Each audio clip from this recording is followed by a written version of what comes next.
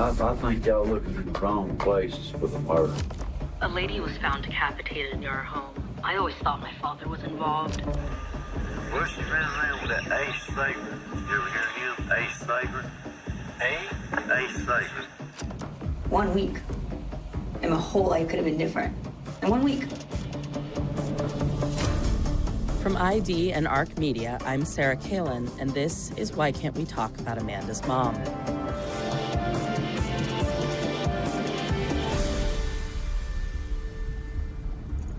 I feel like this is also not completely correct. And we're gonna take another left up here. Okay. For all I know, that I'm in the car with our researcher, Jen Leahy, and our producer. We're back in Alabama, and we're trying to find the house where Renee Bergeron lived in the final months of her life. The house where blood was found on the porch, but no formal search was ever conducted. I don't know if this search really matters. Maybe it matters only because I want everything about her to be as real as possible, to feel just a little closer to her, to stay focused on the real person at the heart of all this. The address is 5801 Theodore Dawes Road in Theodore, Alabama, which is about 15 minutes from Mobile. Unfortunately, when we tried to find the house before, the address didn't seem to exist. It's smack dab in the middle of a county water department compound. We've always figured the house was torn down to build the compound. But Jen, forensic researcher extraordinaire, has discovered that a segment of the road, a main artery through the county, was just picked up and moved. what we're on right now is, my understanding is, back in '93, this road was Theodore Dawes. We find what we think is the house. There's something about it, too, that strikes me as like, that's exactly how I pictured the house. I don't know. Let's go. I don't know what value out, that has, but... Like the question of the house, so many things remain black boxes in this story. These black boxes are what brought me back to Mobile in January 2024. After our attempt to find the house, I call Matt to talk about the biggest of the black boxes, the woman who sent an anonymous tip to the website and later called me to say she thinks her dad killed Renee. I will say is a struggling human being. It is very clear that this life, that growing up with this man and in these circumstances has caught up with her. But I think you and I have interviewed a lot of people together, and I can usually tell whose story you buy and whose story you don't. And I think you will also believe that she is incredibly credible. And so I think we should interview her and then make a game plan for interviewing him. I know that she's saying some things that not too many people should know. Right. But if we can credit any of her statements or her timeline of events, then that just adds more fuel to the fire to believe her. Yeah. I know she's got some substance abuse problems and whatnot, but in this day and age, there's not too many people that don't. So that doesn't mean we just automatically discredit someone like that, right? Yeah. So we'll listen to what she's got to say and kind of proceed from there.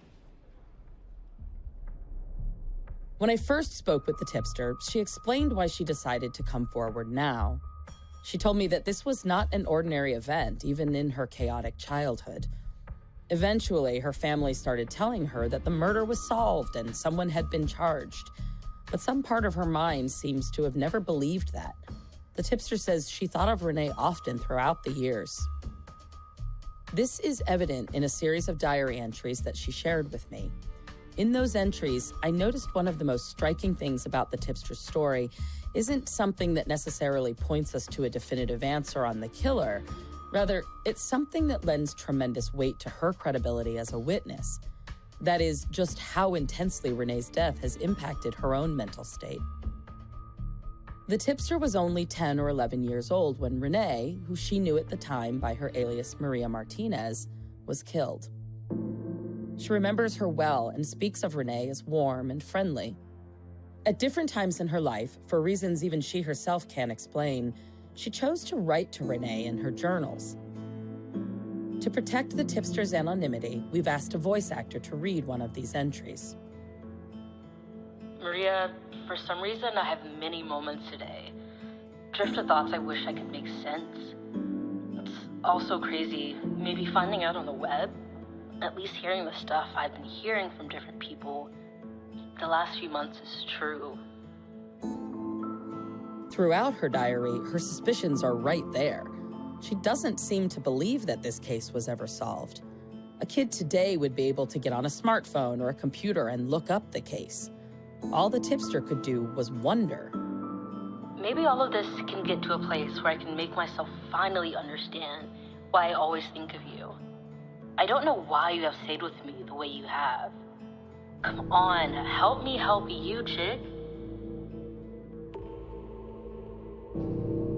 Though something obviously felt off to her through the years, her suspicions began to solidify in 2021, thanks in part to our investigation. Tonight, investigators are hunting down a killer and a 27-year-old Mobile County murder mystery. A 27-year-old cold case murder. As we started investigating, one of our witnesses, Laura Morris, started writing Facebook posts about the case. The tipster saw that her own mother was liking many of the posts. Her mother and father are just recently divorced. Remember, her mother had told her a year after Renee's death that someone had been caught and the case was solved. So why would her mom be following an investigation now? Oh, there are several people of interest in this case who are still alive today. She asked her mom to explain, and her mom reiterated that the case had been solved. Her mom refused to talk about it any further. And yet the tipster says her mom had been telling other people it remains unsolved. The tipster concluded that her mom has been lying to her all these years. It's striking that during a childhood she describes as being rife with trauma and abuse, something about Renee's death still stands out from the rest. I don't expect that she has hidden memories or any such nonsense, but I do believe she knows her father well and has perhaps suspected him all along. Only now is she able to frame it in a way she can present to the authorities. Anytime someone comes forward after years of silence, it's difficult to parse out why now. In this situation, perhaps it's partly to do with the fact that her parents recently divorced. She feels her mother is safer now. Her siblings live far away. It also seems to be a part of the process of shedding a past shaped by this terrifying figure. Was the female caller or anonymous caller, was she abused in any way by Yes. Or do we know? Yes. Okay. So the mother actually had finally divorced only in the last couple of years. There has been throughout a significant history of domestic and sexual abuse within the home. The mother was hospitalized in a coma at one point for like a month because of a beating, apparently with a phone, an old style phone receiver. There's a lot to be said about the dangers of domestic violence, enough to fill 1,000 podcasts. Obviously, there's tremendous danger for the immediate victims, but domestic violence is also frequently a harbinger of wider violence to come. As a precursor behavior seen in every category of multiple murder offenses, serial, spree, or mass, just knowing there's an extensive history of escalatory abuse within the home is enough to justify looking more closely at a possible suspect. Without serious intervention and treatment, domestic abusers will reoffend over and over, sometimes exclusively within the family structure, but often branching out to the wider public. There are 3 other kids in the family, and she has asked her siblings to speak to us, and they have all said absolutely not. They're still terrified of him to this day. She has stated that she is not. I mean, I think that she probably is, but she has stated that carrying this around, she has believed for some time that he really was responsible for this. Does she remember who the father was telling that he had killed Renee? Obviously, she was present for these conversations. Who was he telling that to? His immediate family, I guess, like his brother and then some other like cousins who are around the house. This has apparently just been a thing that the family talked about for quite a while, but everybody is kind of afraid of him. And I think there's probably an element of maybe it's bullshit, you know, maybe it's just somebody saying something. I don't know. Usually when things are reported like that, family members will talk about those things, maybe just in-house or in their close family circle, but those things do get out, hence the reason is calling. She did say that he has a brother who she believes would also speak to us, who has been present for these conversations since day one. So there does seem to be that there's sort of a crack in the facade now where more people are willing to talk about him. In Mobile, I try again to get her to sit down and talk formally, but she's gotten a bit skittish recently. Her statements are extremely important, and there could come a time we need to work out a way to get her on the record officially while keeping her safe. But we're not quite deep enough into this new theory for that yet. For now, we'll rely on what she's told me so far. In January 2023, the tipster told me that her father had told people that Renee was pregnant, and that's why he killed her. We know she was scrambling for money in her final days. Matt and I think it's possible she said this to Jimmy, hoping he'd offer money for an abortion. But we also wonder if it's more complicated than that. I see the theory with the abortion and possibly being pregnant, and it's good, but I think the aspect of the drug trafficking and sex working, and that if was a participant in all of those, you know, was he pimping her out, or was he helping with the drug transactions? Did she owe him money? We know from multiple witness statements that she was panicked and had recently had her arm broken coming back from Texas and was scared of people and was panicked begging for money. So that usually only means you owe someone money if you're begging for money from other people. It just adds to all of the other tips, you know. Which ones do you believe and which ones are somewhat credible? Matt and I are talking through possible theories and potential motives. Motive can be blurry in sexual homicide, but it's important to determine if there's anything tangible there, because there will always be bullshit tips and straight-up lies. In season 1, a retired sheriff's deputy revealed something we'd never known about Renee. So we're working on that. She was an informant for me. Are you serious? Yeah. She called me 2 days before that about setting somebody up. That's Richard Cailean. You know, she didn't get much, but I was in narcotics at the time. And she was just, I don't know, flaky. Yeah. I knew she was a prostitute. Yep. And she was more of a high-end prostitute, though. David essentially confirmed this for us as well. You rat on dope dealers, you're gonna get killed. Other people told us she'd been an informant and it got her killed. Just word on the street style. Matt and I didn't really give it much credence because we've both heard that 1,000 times in other cases. But now I'm wondering, could Renee have been ratting on Jimmy? We need to find someone who can help us untangle this. It's hard because so many of the people Renee knew in Mobile have died or moved away. But there is one woman we can try. We heard about her a few months ago when someone called to tell us a woman was apparently telling people in the area that she'd done escort work with Renee back in the day. And what's more, she's acting as a sort of confidant to David Young right now. I try calling her. We're sorry, you've reached a number that has been disconnected or... Damn.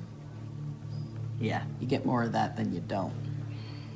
That's all right, I'll poke around, we'll see if we can find something else. We try another number and get a voicemail. I don't leave one because I want to pique her curiosity. So all I can do is hope this woman calls me back. In the meantime, I add this to my list of questions for Jimmy. At this point, there are several reasons we want to talk to him. There's the obvious. We consider him a suspect. The second has to do with our other suspect, David Young. We've always believed there was a world in which David knew what happened, but wasn't directly responsible. If they knew each other, Jimmy could help us confirm or eliminate David Young as a suspect. Matt and I both think it's really important to explore that possibility.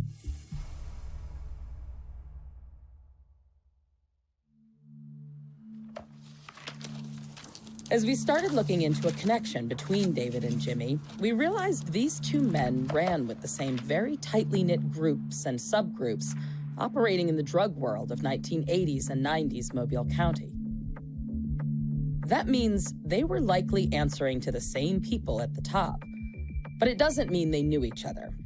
At least, I'm not willing to say they did until I can find a direct connection. Sometimes the connection we're looking for might be as simple as a name, the same boss, the same ex-girlfriend. Sometimes it might be a location, the same floor in an apartment building, time spent together in jail even. And we are looking for those connections. One afternoon in Mobile, I spread the case files across a large table in a conference room at the sheriff's office. I look over statements from the tipster about crimes her father got away with specifically.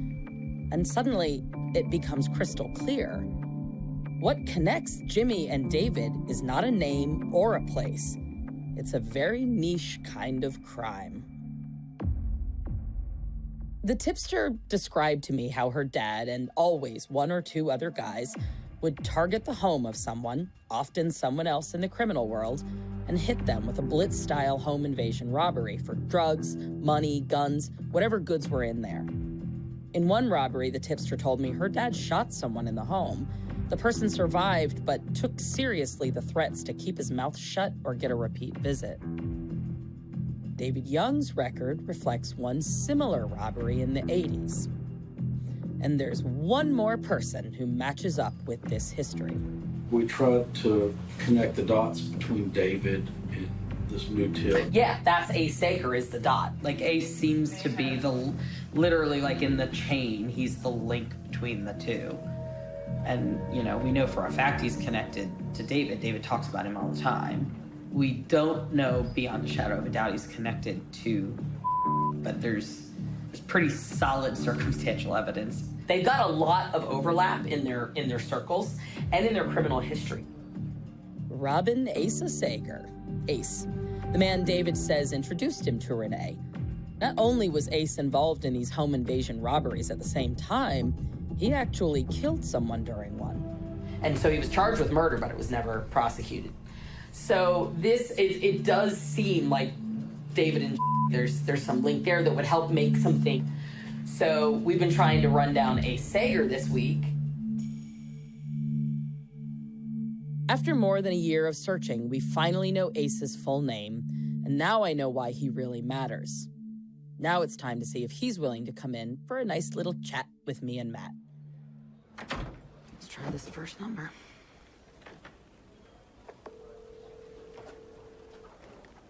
Your call has been forwarded to an automatic voice message system. Is not available. Let's try the landline. We're sorry, you have reached a number that has been disconnected. Oh, this is a fun game.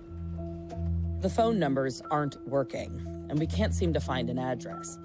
People are squirrely with addresses, especially people who want it to be a challenge to find them. We can firmly place the Sager family in the same neighborhoods as the Williamses. And in some spots, David Young seems to live between the two. But this is just more circumstantial evidence, something we're absolutely drowning in with this case. Got his ex-wife. She's still, I think, alive. Yeah, let's see if we can find her. She might at least know what the connection is with David.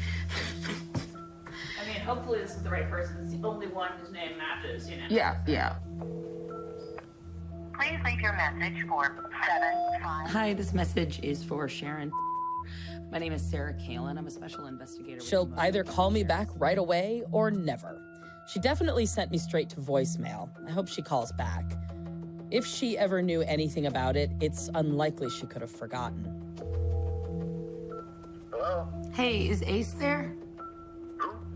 Ace Sager? Ace Sager? Yeah, is that the wrong number? I don't know. Who are you looking for? Somebody named Ace Sager. Ace Sager? Yeah. He's Pat. Like Robin Asa Sager, who goes by the nickname Ace. Yeah, he has passed. I'm sorry. I'm sorry. Could you tell me? I mean, do you mind telling me when he passed?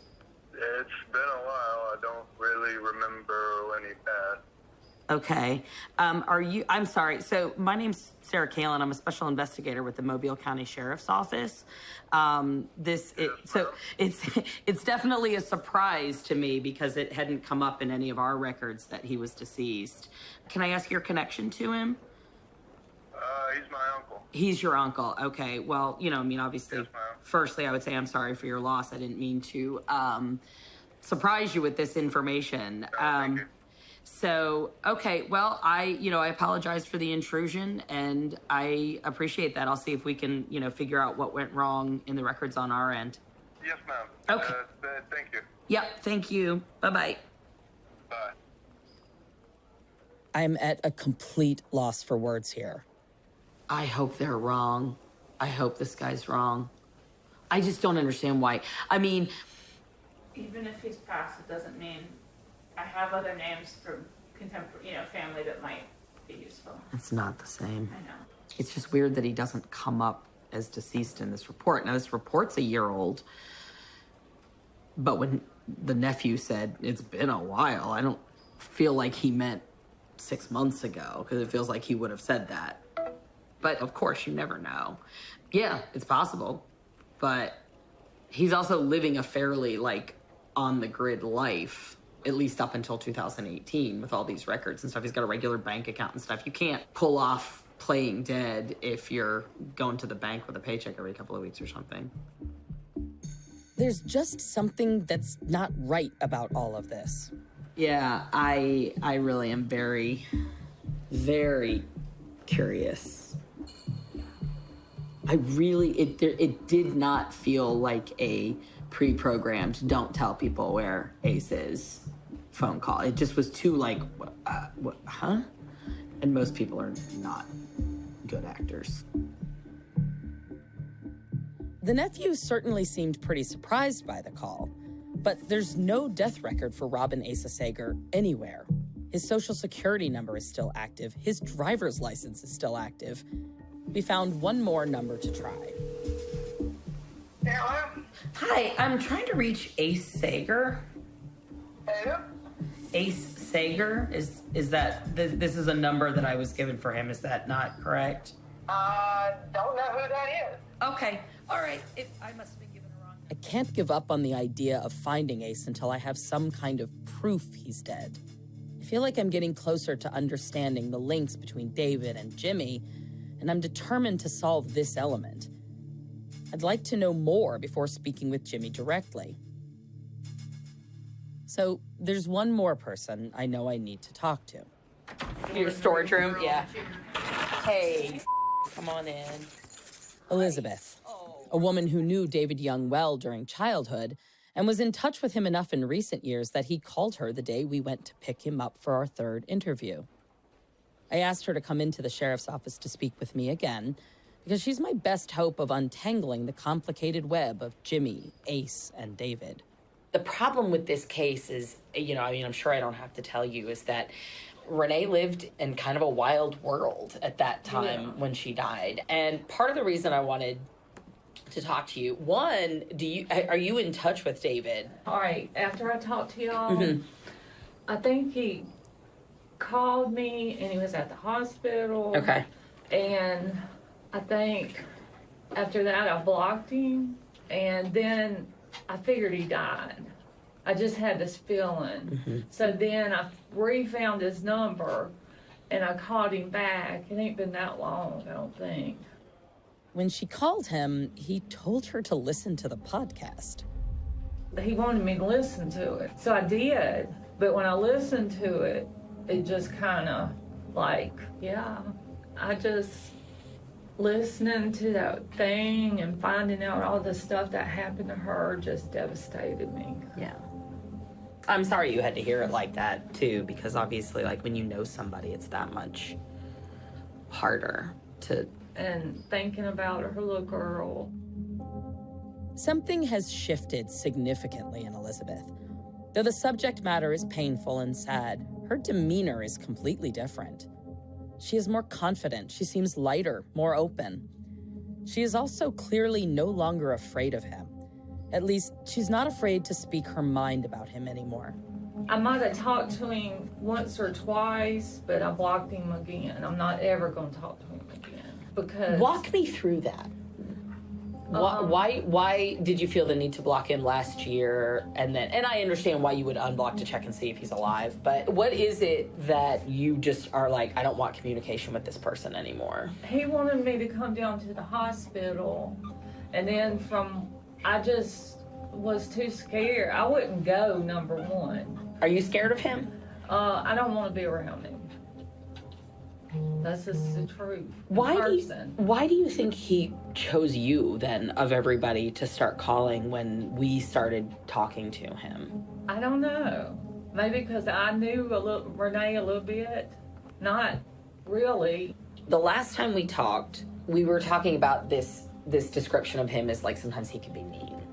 Yeah. And the very first, I said, well, tell me what that looks like to you, right? Because everybody's got a different definition of what mean is. And you immediately started to tell this story about the fish. Yeah. What happened to the fish? He run over it. With a car? Mm-hmm. In front of you? I was in the car. Oh, you were in the car. And I was young, so it really just... And he did it on purpose. It wasn't a... oh no, I forgot we left that there, and oh my God, he did it on purpose. And there it is, the ending of the fish story. She had shut down, held back last time when she got to the part about this little fish just being too small. Now we're a little over a year later, and her voice, the way she tells it, is much stronger. I had guessed it was something cruel, something that would let us into that dark corner of his mind. I honestly wish I had been wrong. It would have made it easier to let go and move in some new direction with this case. Instead, it makes me even more certain that he's capable of having at least been involved in Renee's murder. I tell Elizabeth where we're at with the case.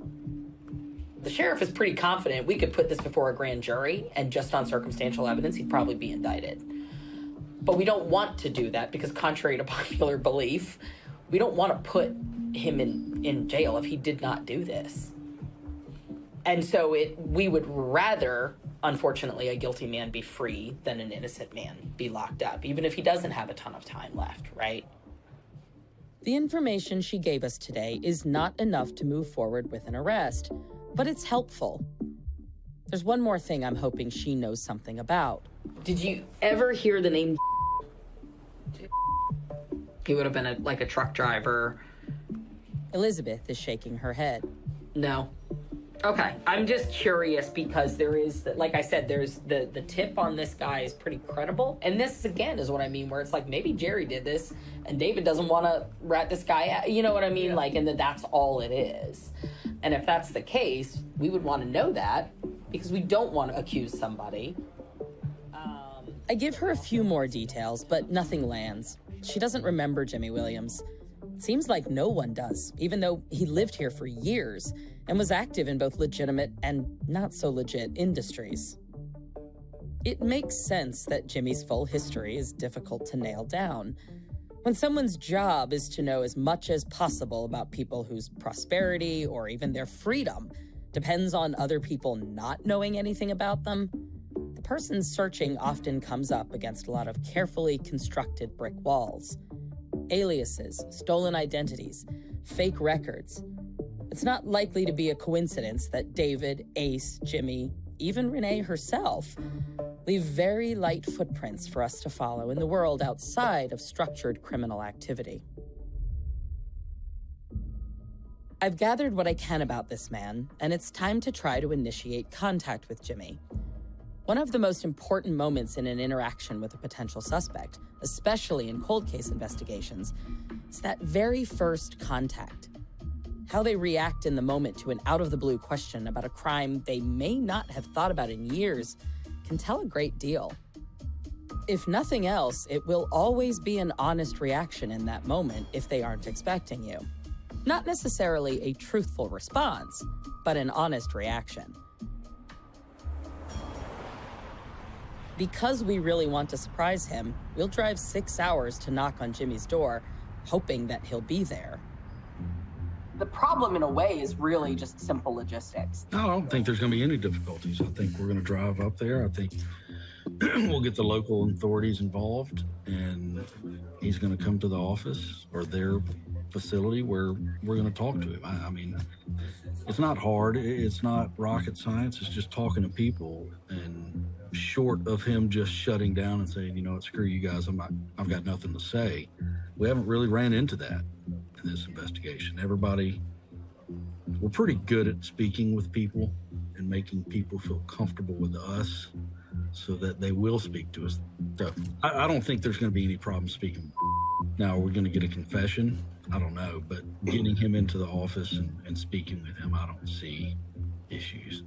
I tend to agree with Matt. I don't think we'll have issues. Still, as a precaution, I call the local sheriff's office to ask if they'll send an officer out with us. This way, if he does start to talk, we can do everything through official channels. The sheriff's office agrees, and we set a date to go see our new suspect.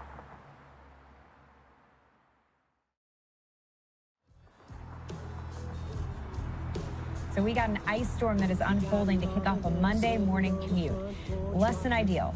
So please limit your travel. A massive ice storm is moving across the U.S., and I'm driving across state lines in a region that is not even slightly prepared for snow. What should have been a 5 or 6 hour drive has turned into 10. But eventually I make it to Jimmy's small town, and I meet up with detectives from the local sheriff's office in the parking lot of a donut shop, no less. Now, for the record, this was not my choice. Anyway, we've already chatted a few times on the phone in preparation, but we run down the pertinent details one more time. We even discussed 2 murders in the last 2 years within a mile or so of where we're sitting, as these detectives are now wondering if they might also want to poke around in Jimmy's life a bit. Finally, we make our way to the house. The whole neighborhood is lovely, full of gorgeous trees, currently heavy with snow. Pulling up to Jimmy's address, we see a quaint ranch house on a large lot. Every house in the neighborhood looks similar, on a similar lot. Jimmy's front door doesn't look like it's ever used, but the porch is nicely decorated with some fading ceramic animals and a welcome sign. We follow the driveway around to the carport behind the house, and it's clear this is where everyone comes and goes. More knickknacks and welcome signs, some wind chimes. It's all very homey. We knock at the door. We wait a few minutes, knock again.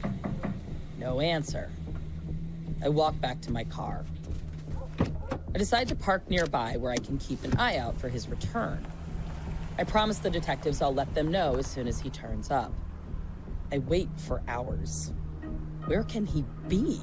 The roads are a disaster. Nothing is open within a 50-mile radius. No one seems to be out. I can only wait so long if I'm going to make it safely anywhere before the sun goes down and the conditions get even more treacherous. It's time to call it. Unfortunately, there's nothing more we can do today, and we can't go much further until we speak to Jimmy face to face. Ultimately, I settle for knowing I'll have to come back another time. I'd hoped this trip to Mobile would solve the riddle of David Young or Jimmy Williams. Maybe Jimmy, David, and Ace.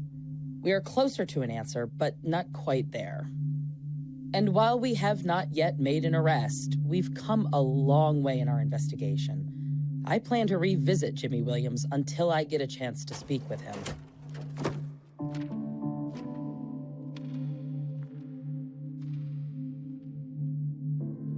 There is no doubt that, at least with the original investigation, the silencing of women played a huge part in the failure to solve Renee's murder. The witness who lived just yards from where Renee's body was found. She called detectives twice to tell them about the screaming, the wailing, to be precise, she heard in the woods behind her house the night Renee was killed. No one ever called her back. The other woman who called and left messages for the detectives saying she'd been with Renee all day Friday. She never got a return call either. Both of those women are dead. What priceless, time-sensitive information was lost from failing, even refusing to hear what all of these women had to say? Who knows? If they had talked to Joyce, they might have had a reason to speak more with David, and that could have led them straight to Laura Morris, placing Renee on that porch, the last time anyone can report seeing her alive. When we reopened the case, we did find Laura Morris, and she placed Renee at David's house within 48 hours of Renee's body being found. When we first spoke with Laura, she defended David. She did not think he'd killed Renee. She maintained this position for 3 years. Well, Laura no longer believes in David's innocence. Few people do, and for good reason, Matt included. As an investigator, when you walk out of an interview with way more questions than answers, that person should stay a person of interest or suspect. You can't eliminate David Young. We've tried and tried and tried to eliminate David Young, and we can't. He's still hanging in there after 3 dang years. And until we can eliminate him or prove otherwise, then he will be a person of interest in the death of Renee. This case, just because I've been on it so long and invested so much time away from my family and other friends and with you, that it's close to home now, right? It's like I know Renee just probably as good as her family does. So I want to see it solved. I want to figure out what really happened. We know through our years of investigation that David and Renee were in an on-again, off-again relationship. They lived together at times and even raised Amanda together briefly during the first year of Amanda's life. Even in the last year of Renee's life, the house she was living in when she died, with the blood on the porch no one had bothered to test, she and David actually rented that house together in May of that year. Then they split up again and she got back together with an ex-boyfriend. With everything we've learned, I've started to think that we may be looking at a case of intimate partner violence. And if that's true, it changes everything. At this point, Sheriff Birch, Matt, and I agree that we could get an indictment and possibly even a conviction based on the circumstantial evidence. But we have no intention of charging him if he didn't do it. We are not sure yet, and we don't want to charge the wrong person. We're still working on locating Ace. Yes, his nephew said he's dead, but I can't find any record of his death anywhere. So I'll keep looking for him, because his version of events certainly needs to be told. We are finally getting a clearer picture of how Renee got from New Orleans to Mobile at such a young age. That picture was viewed one way back in 1981 when it happened, at a time when almost every missing kid was chalked up as a runaway, and often no one but the child's parents went searching. It is one I think we would view very differently today. Remember, Renee was 14 years old. David Young was 26. She was carried across 2 state lines without her parents' permission and dropped off at the home of a grown man she'd never met. Imagine if that happened today, how we would view it, what we would call it. Renee, by today's definition, was abducted. With certain details, it might even be classified as trafficking. But at the time, she was just a runaway. And if Ace Sager was involved in any part of that, we need to know more about it, from him if at all possible. There are very real reasons to solve this case. None more than closure for Renee's family, if that's actually possible. I started this entire process with Amanda's blessing, and I've kept her up to date throughout the investigation. For years, Amanda carried the feeling of, why won't anyone do anything about this? Why can't we talk about my mom? She finally feels this is changing.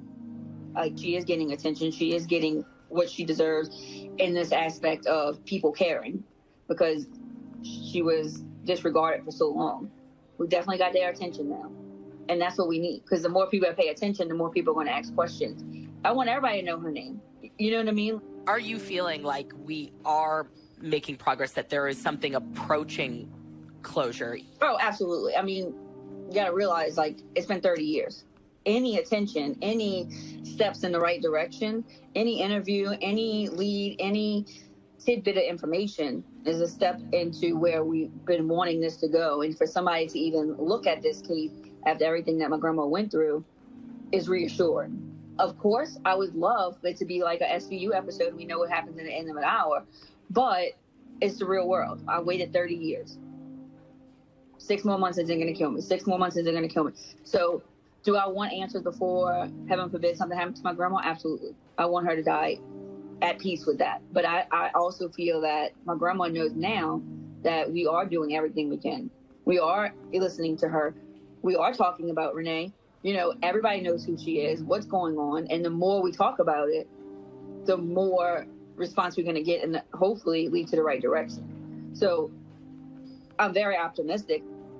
I've said this before, and I'll keep saying it, that this is the most important case in my life that I've ever worked or that I ever will work, and that I'm not going anywhere either. And we're closer now than we ever been, so. Yeah.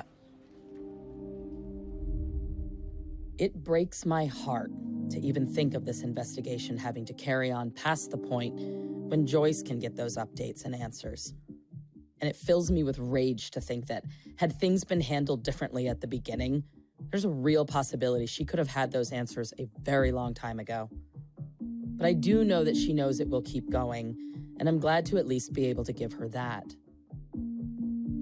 To the outside world, to the true crime world, it may seem like this is coming to an end.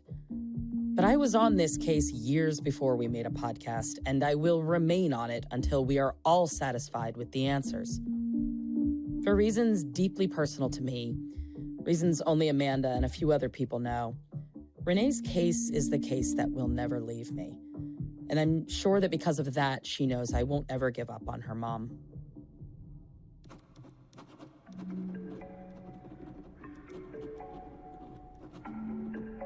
Back in 1993, Joyce wrote to the original detectives, offering her help with any information or names of friends they might want. Then she wrote to them, asking for updates and status.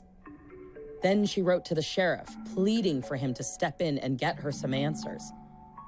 Then she wrote to the next sheriff, telling him she was desperate for someone to even respond to her. I have one of those letters. Please write to me with some kind of report as to what has been done and what is being done. If you know of anything I can do or anyone I could write for help, just let me know. She was no angel, but we love and miss her very much. The person who killed her killed my dream. One day she would move down here to be closer to Amanda. She would be near us, and she would be Renee again. Someday, someone somewhere has to answer. Maybe not in my lifetime, but her daughter's. Please don't let her be an unsolved case. If you have any information on the murder of Renee Bergeron, please contact the Mobile County Sheriff's Office at 251-574-8633 or online at mobileso.com. Case 93-110576, the Renee Bergeron murder, remains our case until it is solved. My January 2024 trip to Mobile served two purposes. In addition to Renee's case, I came here to get started on another case. It's the one that brought me out of retirement, the murder of a 20-year-old woman named Jennifer Judd. When I first heard the details, I couldn't sleep. This case is one of many associated with a self-confessed serial killer named Jeremy Jones. He confessed, yet the case is considered unsolved. Paul Birch took that confession more than 15 years ago. In this new podcast, Paul Birch and I aim to answer the question, who killed Jennifer Judd? This is for Jennifer. This is for my best friend. I know that she's not here. I know that it is. He's just such a liar. I've just felt like the guy's a creep and that he's done a lot more than what people know he's done. It just makes you question everything you ever thought was real. She loves her brother, but she knows that her brother's done wrong. I just will never be convinced that Jeremy Jones is not part of many of those. I don't think that there was a true effort made to solve this. Why Can't We Talk About Amanda's Mom is produced by ARC Media for ID. The network executive producer is Meredith Russell. This series is hosted and written by me, Sarah Cailean. Our senior audio producer is Danielle Elliott. Our producer is Eden Turner. Our associate producer is Amani Leonard. Executive producers are Zachary Herman and me. Score is by Travis Bacon. Sound design and mixing is by Dean White. Audio engineering and editorial feedback provided by Josh Wilcox at Brooklyn Podcasting Studio. Forensic research provided by Jennifer Leahy.